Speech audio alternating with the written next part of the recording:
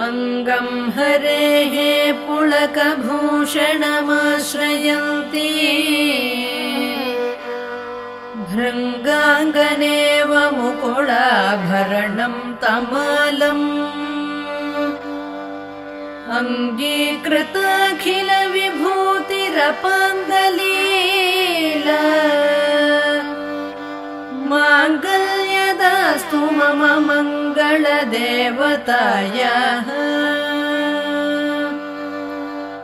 मुग्धा मुहुर्विदधति वदने मुरारेः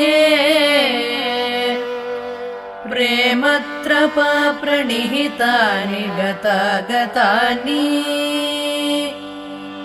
मालादृशोर्मधुकरीव महोत्पलेया